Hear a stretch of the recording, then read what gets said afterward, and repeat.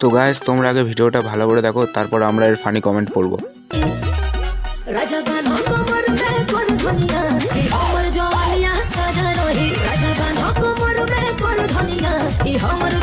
तो चलिए शुरू करते हैं। একেই বলে কলিযুগ। এই জন্যে বলে বিয়ের আগে দুবার ভাবা দরকার।